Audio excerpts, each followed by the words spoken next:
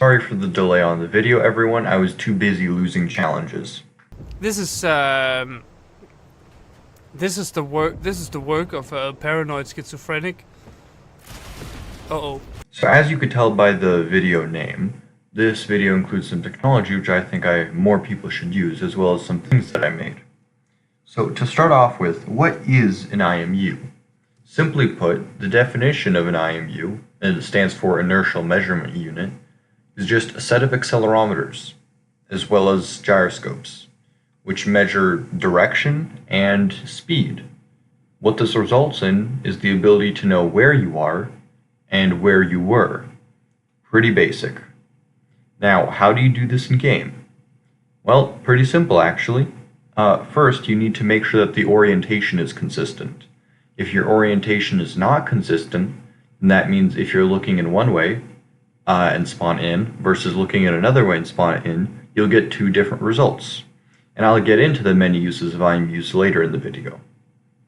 So the way that I did it in mine was just pretty basic: compass with the normalized output combined with the gyro. That's all it needs.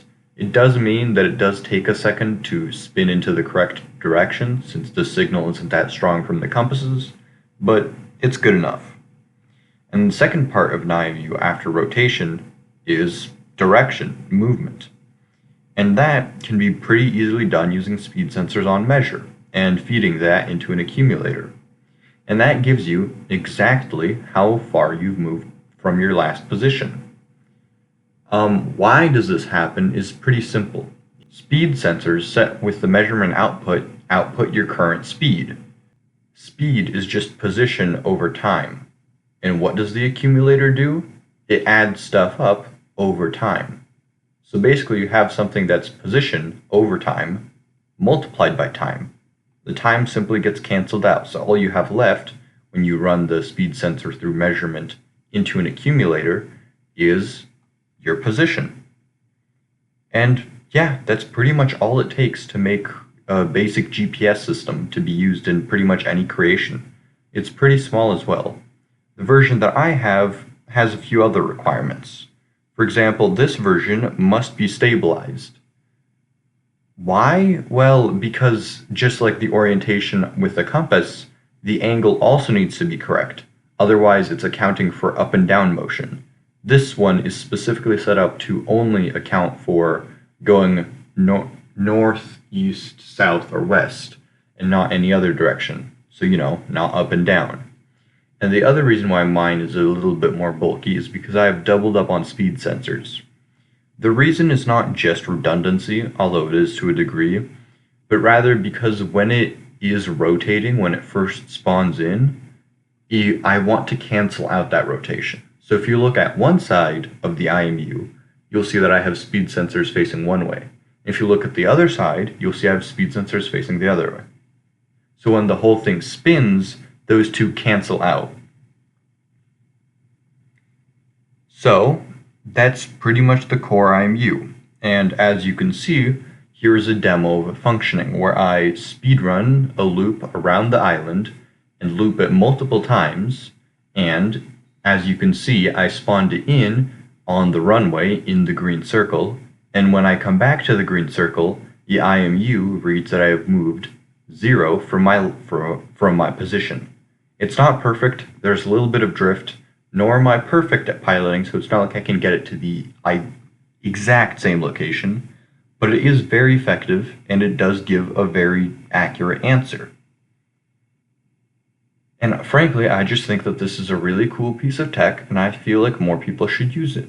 And there's a lot of ways to use it as well. Although it's not immediately useful on most creations, there's generally a way to find a way to use it.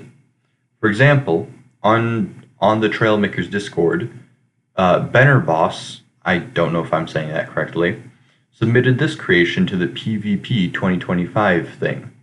I have actually been working with him on some aspects, but this is wholly his own creation, and frankly, I think it's really cool. It has a ballistic calculator as well, but I'm mainly focusing on the mouse-guided missile. That's right, to all the people complaining that, oh no, you can't make missiles that are using the aiming servos to guide where they're gonna go. You're just flat out wrong. As I'm sure you can see by looking at the clips I'm showing, his creation works really, really well. Basically, it uses some trigonometry, polar coordinates, Google what that is, I'm not going to explain it, to basically make not a wire-guided, beam riding missile, that's the correct term, where wherever the person looks, the missile tries to line up with the viewpoint. But I, around the same time as he was developing this, was developing something else, which was a little bit bigger and a lot more annoying to make. Basically, what I wanted to make was a carrier-launched drone that can be almost entirely autonomous. And obviously that's a pretty big ask, so it took a while to complete, which is part of the reason for these delays. Also just generally life. For speed, I'll be skipping over all these versions that I have saved, so starting at version 1. First you can see that I have 2 IMUs, one on the helicopter, the drone, and one on the actual main carrier thing. Pretty simple. The drone has to be stabilized because of the previously mentioned things where the IMU has to be stabilized for it to work correctly. This section is just altitude control, where once I detach it and hit a signal from a different key, it'll activate the altitude control and it'll keep it hovering. And then the other thing is that this section of logic and this section and that section and that section, that is for syncing it up. So as I'm sure you noticed, because accumulators can't store infinite numbers, this means that if I have the thing active while I'm moving around with the carrier, such as this, it will over time hit the limit, and then once it hits the limit of either -100 or 100 units, it'll just break and stop working.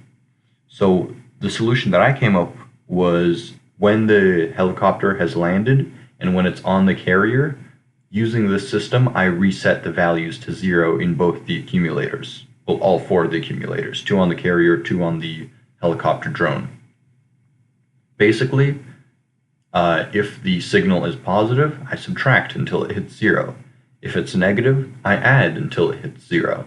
And I use an AND gate when I click T to activate this whole system. Another interesting thing about this design, as you could see this whole block here, this is for precise transmission of all the important data from one thing to the other. Basically, I use seatless RC to transfer the information from the carrier and where the carrier is to the drone. Basically, I need to update the position of where the carrier is to the drone, because if I don't, and the carrier moves from where I launched the drone won't know where the carrier is now. So using this, I encode the position of the carrier with its own IMU by feeding the accumulators into these rotating blocks. Then these sensors try to match that rotation by tuning their own accumulator. And when they have matched, the system will know that that means that those 2 values are the same, and therefore it'll have access to that. Obviously, I had to divide it by 100. By the way, since division and multiplication are technically the same operation, I just multiplied it by 0.01 instead of dividing it by 100. Just a neat trick, stay in school, kids. And yeah, so instead of having the outputs of the accumulators going from -100 to 100, it goes from -1 to 1, and then I feed that into the system, which is what allows the servos to spin. Now for arguably the biggest thing on this, and that is the return function, the thing that allows it to, after launch, return automatically. It is pretty simple, but it is also the part that caused me the most amount of pain over the last multiple weeks. Basically, I have 4 compasses and some AND gates. And the AND gates are just to allow or not allow the compass signals to pass through to the gyros in the center. Basically, the way that it works is if it sees that its north value is bigger than the carrier's north value, it goes down and it tries to return and set that to 0. Basically, it subtracts the carrier's position from its own position to get an offset.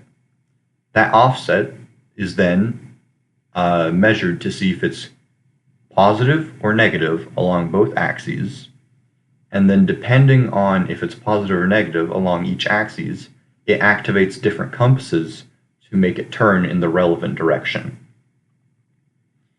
Pretty simple. As you can see, here's the comparison gates, which take the inputs from the helicopter IMU and the transferred IMU from the carrier onto the RC system for the helicopter, and then it feeds it into these AND gates for the compasses.